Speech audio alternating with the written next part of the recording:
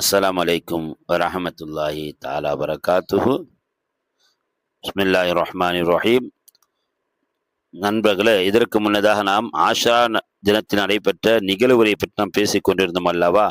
மூசா நபி அலி அவர்களை பற்றியும் நூ அலி இஸ்லாம் பற்றி நாம் பேசிக் கொண்டிருந்தோம் இல்லையா? அதன் தொடரில் இப்போ நூ அலி இஸ்லாமுடைய வரலாறு மிக நீண்ட வரலாறு. குறிப்பாக இந்த நீர் பூமி அல்லாஹ் முழுமையாக அல்லாஹ் அழித்தொழித்தார். எந்த அளவுக்கு சொன்னால் உலமாக்கள் சொல்லுவார்கள், நாம் இன்று பார்க்கக்கூடிய குளங்கள், குட்டைகள், ஏரிகள், ஆறுகள் இவையெல்லாம் அதற்கு பிறகுதான் உருவாச்சான். அதாவது என்ன சொல்லுவாங்கன்னா, அல்லாஹ் சொன்னா பூமியை உன் நீரை விழுங்கிக்கொள். அப்ப என்ன செய்யுது? பூமி தான் கொப்பளிச்ச நீரை செய்து பூமி விழுங்கிடுச்சு. ஆனா மழை, வானத்து பிறந்த மழை இருக்குல்ல, அந்த நீர் அப்படியே விட்டுடுச்சு. அந்த நீர்கள் தான் இன்னைக்கு ஏரியாக குட்டையாகவும் இருக்குது என்பதாகவும் நமக்கு வரலாற்றில் சொல்லப்படுது. அது சில பேருடைய கூற்றா இருக்கு. எனவே நூ அலி இஸ்லாம் நூ அலி இஸ்லாம் அவர்கள் கூட்டத்தால் காப்பாற்றப்பட்ட இந்த உலகத்துல முதலாக அவர்கள் சமைக்கப்பட்ட நாளும் இருக்க. நூ அலி இஸ்லாம் முதல்ல என்ன இறங்கினோன்னு முதல்ல சமையல் செய்யப்பட்ட நாளும் இந்த ஆஷுரா நாளுமே நம்ம விளைஞ்சிக்கு விழுவோம். சரிங்களா? இப்போ அடுத்த ஒரு நபியை பற்றி பேச போறோம்.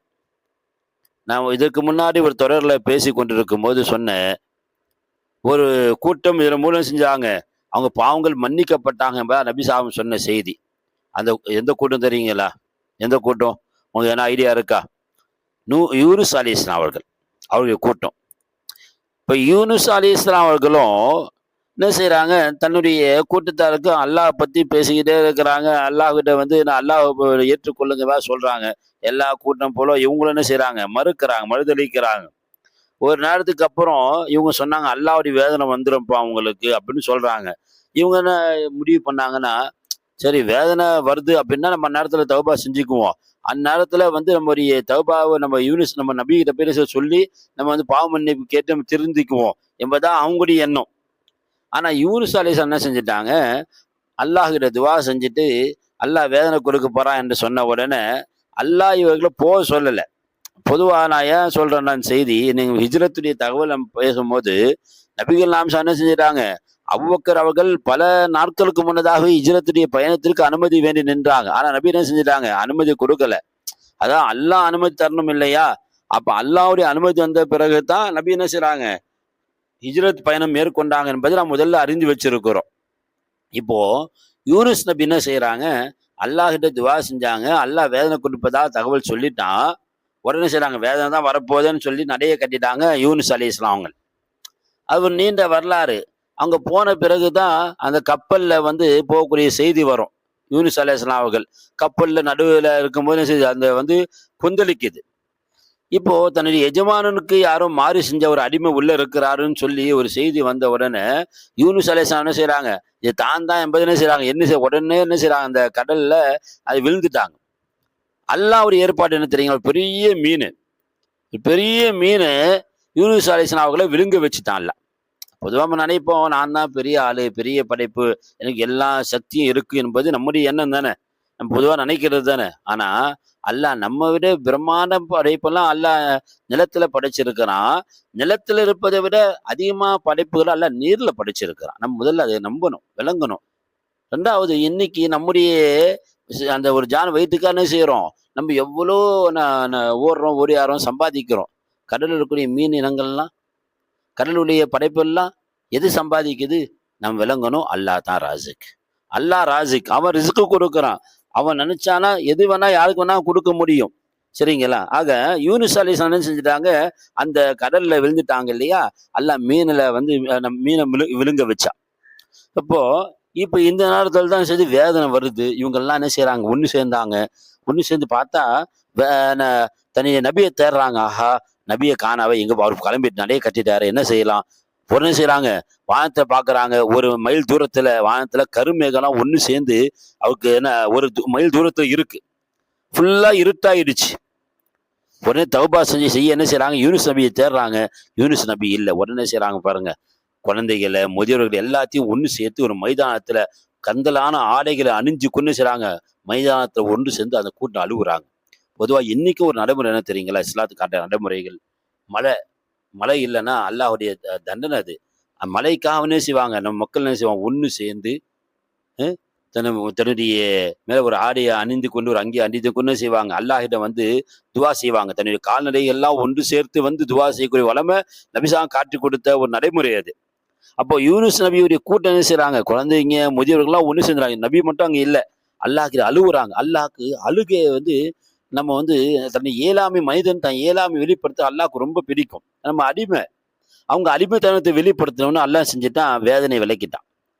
நண்பர்களே, அந்த வேதனை விலக்கப்பட்ட நாள் என்ன தெரியுங்களா? அந்த வேதனை விலக்கப்பட்ட நாள் என்ன தெரியுமா? அதுதான் இந்த ஆஷுராவுடைய நாள். யூனுஸ் அலைஹிஸ்ஸலாமுடைய கூட்டத்துடைய வேதனை விலக்கப்பட்டது. உலமாக்கள் சொல்லுவாங்க, கடைசி நேரத்தில் தௌபா ஏற்றுக்கொள்ளப்பட்டது இந்த கூட்ட விஷயத்துல மட்டும்தான். இந்த நபியுடைய கூட்டத்தில் மட்டும்தான். மற்ற நபிமார்கள் விஷயத்துல கடைசி நேர தௌபா என்பது இல்லவே இல்லை. அதான் உலமாக்கள் சொல்லுவாங்க, தௌபாவுடைய நேரம் முடியுதுன்னா 2 வகை இருக்கு. ஒண்ணு, ஒரு தனி மனிதனை கவனிச்சு தௌபாவுடைய நேரம் முடியும். 2, ஒட்டுமொத்த மனிதனும் கவனிச்சு. சரி, தனி மனித கவனிக்கும் போது, ஒரு தனி மனிதனுக்கு மரணம் நெருங்கும் போது அவன் நரகத்தை கண்கூடாப்பா, கண்ணில் அவனுக்கு எல்லாம் தெரியும். மலக்குமாரெல்லாம் தெரிவாங்க, சொர்க்கம் தெரியும், நரகம் தெரியும், எல்லா காட்சியும் அவனுக்கு காட்ட போறோம்.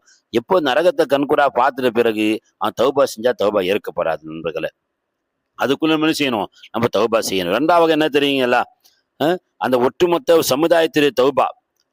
சூரியன் கிழக்கில் உதிக்குரிய சூரியன் எப்போ மேற்கில் உதிக்க ஆரம்பிச்சிருச்சோ அதுக்கப்புறம் தௌபா ஏற்கப்படாது என்பதாக குர்ஆனும் ஹதீஸும் அவங்க சொல்லுது. யூனுஸ் அலைஹிஸ்ஸலாம் அவர்களுடைய கூட்டத்தார் அவர்களுடைய வேதனை அகற்றப்பட்ட நாள் இந்த ஆஷுரா நாள் என்பதை நாம் வினங்கிக் கொள்ளணும். சில அறிவிப்புகள் படி யூனுஸ் அலைஹிஸ்ஸலாம் அவர்கள் மீன் வயிற்றிலிருந்து காப்பாற்றப்பட்டது இந்த ஆஷுரா நாள் என்று சொல்லுவாங்க. அதே போன்று பல வரலாறுகள் சொல்லப்படுது. அது மட்டும் இல்லாம நம்ம இன்னொரு நபியை பற்றி நம்ம தெரிஞ்சுக்கொள்வோமா? யாக்கூப் அலைஹிஸ்ஸலாம் அவர்கள். யாக்கூப் அலைஹிஸ்ஸலாம் அவர்களை பற்றி நான் முதல்ல கொஞ்சம் சொல்லி இருந்தேன் சுருக்கமா. இன்னும் சொன்னா அவருடைய கண் பார்வை இழந்து மீண்டு கண் பார்வை அவர் கொடுக்கப்பட்ட நாள் ஆஷா நாள் என்பதாக சொல்லியிருந்தேன் இல்லையா? அதே போன்று அவர்களுடைய மகனார் தான் யூசுப் அலைஹிஸ்ஸலாம் அவர்கள். சிறு குழந்தையாக அவங்க சகோதரர்களால் பால் கிணற்றில் வீசி எறியப்பட்ட அந்த நாள் இருக்கு, அவங்க காப்பாற்றப்பட்ட நாள், வீசி எறியப்பட்டு காப்பாற்றப்பட்ட நாள் இருக்கு ஆஷுராவின் நாள் என்று நான் சொல்லியிருந்தேன். இப்ப இந்த நிகழ்வுக்கு அப்புறம் அதாவது சகோதரர்கள்லாம் சேர்ந்து என்ன செய்யறாங்க? யூசுப் அலைஹிஸ்ஸலாம் அவங்களை கிணத்துல வீசி எறிகிறாங்க. அல்லாஹ் நீண்ட வரலாறு சொல்லுவான் யூசுப் அலைஹிஸ்ஸலாம் பத்தி. பிறகு அவங்க என்ன செய்யறாங்க? ஒரு அரசர்கிட்ட போறாங்க. அங்க என்ன செய்யறாங்க? சில விஷயங்கள் அவங்க சிறைப்படுத்தப்பட்டாங்க. பிறகு அந்த நாட்டுடைய கசானாவுடைய பொறுப்புதாரி ஆகிட்டாங்க. யாருங்க? யூசுப் அலைஹிஸ்ஸலாம் அவர்கள். இதுக்கிடையில என்ன செய்யப்பட்டதுன்னு சொன்னா, யூசுப் அலைஹிஸ்ஸலாம் நினைச்சு அழுது யாக்கூப் அலைஹிஸ்ஸலாம் பண்ண பார்வையெல்லாம் மங்கி போயிடும், பார்வை இழந்து போயிடுவாங்க. இப்ப அல்லாஹ் அவர்களுக்கு பார்வையை கொடுக்குறான். பார்வையை பார்வையெல்லாம் கொடுத்த பிறகு கடைசியில் அவங்க பிள்ளைகள்லாம் சொன்னாங்களா, மற்ற பிள்ளைங்கள்லாம் சொன்னாங்க, தந்தையே நாங்கள்லாம் தப்பு செஞ்சிட்டோம், யூசுப் விஷயத்தை நாங்கள்லாம் தப்பு செஞ்சிட்டோம், எங்களுக்கு அவங்க பாவ மன்னிப்பு தருங்களேன், அல்லாஹ் கிட்ட அவங்க மன்னிப்பு கேளுங்க. யாரு? அவங்க பிள்ளைங்கள்லாம் அவன் சொல்றாங்க. உடனே அவங்க சொன்னாங்களாம், யாக்கூப் அலைஹிஸ்ஸலாம் சொன்னாங்களாம், காலு யா அபானா இஸ்தக்ஃபிர் லனா துனூபனா இன்னா குன்னா காத்தீன். அவங்க பிள்ளைகள்லாம் சொன்னாங்க, தந்தையே எங்களுக்காக வேண்டி பாவம் மன்னிப்பு தருங்க, அல்லாஹ் கிட்ட நாங்கள்லாம் பாவம் செஞ்சிட்டோம். அப்போ யாக்கூப் அலைஹிஸ்ஸலாம் சொன்ன செய்தி என்ன தெரியுங்களா? சௌஃப அஸ்தக்ஃபிர் லக்கும் ரப்பி, நான் உங்களுக்கு துவா செய்வேன், பாவ மன்னிப்பு அல்லாஹ் கிட்ட உங்களுக்காக வேண்டி நான் பாவ மன்னிப்பு தேடுவேன் என்பதாக சொன்னாங்க இல்லையா? அந்த நிகழ்வு அல்லாஹ் சூரா யூசுஃப்ல அல்லாஹ் பதிவு செய்கின்றான். அது என்ன தெரியுங்களா? இப்னு அப்பாஸ் அவங்க சொல்லுவாங்க, அதுதான் சஹர் நேரத்துடைய அந்த துவா செய்வேன்னு அவங்க சொன்ன நேரம் என்ன தெரியுங்களா? சஹர் நேரம். ஒரு ஒரு தாவூஸ் ரஹமத்துல்லாஹி அவங்க சொல்லக்கூடிய என்ன செய்ய தெரியுங்களா? ஜும்மாவுடைய இரவுடைய சஹர் நேரம். அதே போல அந்த ஜும்மாவுடைய இரவு சஹர் நேரம் அது ஆஷுரா நாளாகவும் இருந்தது என்பதாக சொல்லப்படுது. நண்பர்களே, இப்போ நம்ம அதே போல நம்ம என்ன செய்யணும்னு சொன்னா, மூசா அலைஹிஸ்ஸலாம் பத்தி பேசியிருந்தோம். முதல்ல சொல்லியிருந்தோம், மூசா அலைஹிஸ்ஸலாம் அவர்கள் ஈசா அலைஹிஸ்ஸலாம் அவர்கள் பிறந்த நாள் எந்த தினம்? எது? ஆஷுராவுடைய தினம். இன்னும் யஹ்யா அலைஹிஸ்ஸலாம், யாக்கூப் அலைஹிஸ்ஸலாம் அவர்களுக்கு பிறந்த யஹ்யா அலைஹிஸ்ஸலாம் அவங்க பிறந்த தினமும் எனக்கு இந்த ஆஷுராவுடைய தினம் என்பதாக சொல்லியிருந்தோம். அது மட்டும் இல்லாம மூசா அலைஹிஸ்ஸலாம் அவருடைய அவங்க அசா குச்சி கைத்தறிக்கு பாம்பா மாறிய வரலாறு கேள்விப்பட்டிருப்போம். என்ன செய்யறாங்க? அல்லாஹ் சொன்னான், இது என்ன மூசா, அவர் சொல்லுவாரு, இது வந்து அசா குச்சி அசாய் அதவக்கு அலியா, நான் இதில் சாஞ்சிக்குவேன், மரத்துடைய கிளைகள் என்ன செய்வேன் பிச்சு அறுத்து போட்டு என்ன செய்வேன் ஆடுகளுக்கு போடுவேன்னு சொல்லும்போது, அதை கீழே போடுன்னு அல்லாஹ் சொல்லுவான். அல்கே அம்முஸ், அது கீழே போடு. அது போட்டா உடனே என்ன செய்யுது, ஃபல்காஹா ஃபைதா ஹையத்துன் தஸா, அல்லாஹ் சொல்லுவான், வேகமா ஓடக்கூடிய பாம்பா அது உருமாறிடுச்சு. மூசா பயப்படுறாங்க. குதுஹா வலா தகஃப், அல்லாஹ் சொன்னான், அது புடிங்க, பயப்படாதீங்க. அல்லாஹ் சொல்லிட்டான் இல்லையா. இந்த நம்ம தகவலை பல சமயம் கேள்விப்பட்டிருப்போம் இல்லையா. அஹ் மூசாவுடைய கைத்தறி மிகப்பெரிய ராட்சத பாம்பா மாறி சூனியக்காரர்களுடைய பாம்புகள்லாம் விழுங்கிய நாள் இருக்க, அந்த சூனியக்காரர்கள்லாம் அதை பார்த்து தவறு திருந்தி இஸ்லாத்தை ஏற்றுக்கொண்ட நாள் இருக்க, இது இந்த ஆஷுராவுடைய நாள். எனவே ஆஷுராவுடைய நாளுடைய ஒவ்வொரு விஷயங்களும் என்ன செய்யணும், நாம் தெரிந்து கொள்ளணும் நண்பர்களே. இப்போ ஆஷுராவுடைய சிறப்புகள் இன்னும் நமக்கு நண்பர்களே, அதுல ஈசா அலைஹிஸ்ஸலாம் அவர்கள் பிறந்த தினமும் ஆஷா தினம் சொன்னோம் இல்லைங்களா. ஈசா அலைஹிஸ்ஸலாம் அவர்கள் வானில் உயர்த்தப்பட்ட நாள். ஈசா அலைஹிஸ்ஸலாம் அவங்க என்னங்க, அவங்க இன்னும் மௌத்தாகல, அவங்க வாழ்ந்து கொண்டிருக்கிறாங்க, வானத்தில் இருந்து கொண்டிருக்கிறாங்க. நம்ம பல சமயம் சொல்லியிருக்கிறோம். அந்த ஈசா அலைஹிஸ்ஸலாமுடைய அவர்கள் உயர்த்தப்பட்டாங்கல்ல, அந்த நாளுக்கு ஆஷுரா நாள். அல்லாஹ் குர்ஆன்ல சொல்றான். அந்த எதிரிகள்லாம் சொன்னாங்களாம், என்ன கத்தல்னல் மசியா ஈசம் சூரல்லா, நாங்கள் என்ன செஞ்சிட்டோம், ஈசா மசியை நாங்கள் கொண்டுட்டோம்னு சொன்னாங்க. நவுது பில்லா. அல்லாஹ் சொல்றான், அவருக்கு கொல்லவும் இல்லை, சிலுவில் அறையும் இல்லை. அல்லாஹ் சொல்றான், அவங்க கொல்லவும் செய்யலை, சிலுவில் அறையும் செய்யலை. அல்லாஹ் அப்போ மேல என்ன என்ன ஆயிடுச்சு, எங்க ஈசா அப்படின்னு பார்க்கும்போது ரஃபஅஹுல்லா இலை, அல்லாஹ் தன் பக்கம் உயர்த்தி கொண்டான். அல்லாவுக்கு அந்த முடியும். இமாம் லஹாக் ரஹமத்துல்லாஹ்னு சொல்லுவாங்க, பஹருல் உலூம் என்ற கிதாப் பதிவு செய்யப்படுது.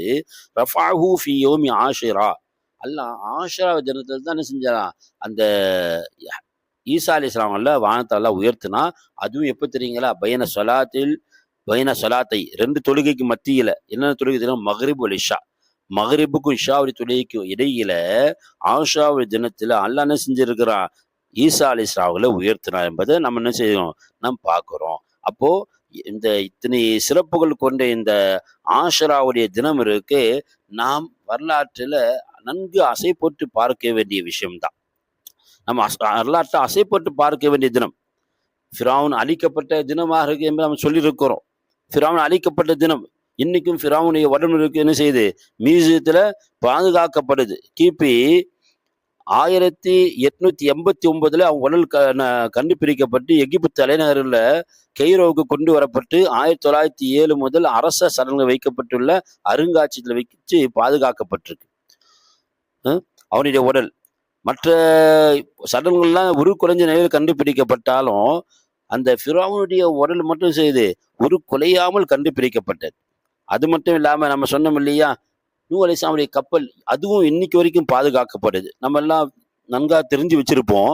முதல் உலக யுத்தம் நடைபெற்ற நேரத்தில் விளாடிமிர் என்ற ரஷ்ய விஞ்ஞானி ஆர்மீனியா என்ற மலை தொடரில் ஜூதி என்ற மலை உச்சியில பனி படலத்திற்குள்ள அடியில கப்பல் ஒன்று இருக்கிறது அவர் கண்டுபிடிக்கிறார் முதலா. சில ஆராய்ச்சி கொண்டு போய் என்ன செய்யறாரு, அது பனிப்பாறையை பிளந்து அந்த கப்பலை முழுவதா ஆராய்ச்சி செஞ்ச பிறகு அது பெரிய அறைகளும் சிறிய அறைகளும் இருந்ததாக சொல்றாங்க. ரஷ்ய புரட்சி காரணமாக அந்த ஆராய்ச்சி முடிவு பெருசா வரல. பிறகு துருக்கியிலிருந்து சென்ற ஒரு குழு என்ன செய்யறாங்க, ஒரு ஐரோப்பிய நிபுணர்கள் சென்று ஆராய்ச்சி செஞ்ச பிறகு அந்த கப்பல் இருக்க கோபர் என்ற ஒரு வகை சவுக்கு மரத்தினால செய்யப்பட்டுச்சு என்பதாகவும், அந்த 1000 வருடங்களுக்கு மேல அது என்ன செய்யாத மரம் அந்த தாக்கு பிடிக்காது என்று இருந்தாலும் பனி பெடலுக்குள்ள அந்த கப்பலை சுமார் 5000 ஆண்டுகளுக்கு மேல அது பாதுகாக்கப்பட்டிருக்கு என்பதாக என்ன செய்யறாங்க, அவங்க சொல்றாங்க. அப்ப சில வருடங்களுக்கு முன்னால நம்ம என்ன செய்யறோம், இதெல்லாம் அல்லாஹ்வுடைய பார்வையில கண்முன்னா கொண்டு வரது காரணம் என்ன, இவர்கள் எல்லாம் வாழ்ந்தார்கள், இவர்கள் உபயோகப்படுத்தப்பட்ட பொருள் எல்லாம் இருக்கிறது, இவர் எதிரியுடைய உடலும் பாதுகாக்கப்பட்டிருக்கிறது என்பதாக நமக்கு என்ன செய்யுது, வரலாறு நம்ம நினைவுபடுத்தி கொண்டே இருக்கு. எல்லாம் காரணம் என்ன, அல்லாஹ் ரப்புல் இஸ்ஸத் அவன் ஒருவன், அவன் தனித்தவன், அவன் ஏகன், அவன் நினைத்தால் இதையெல்லாம் செய்ய முடியும்.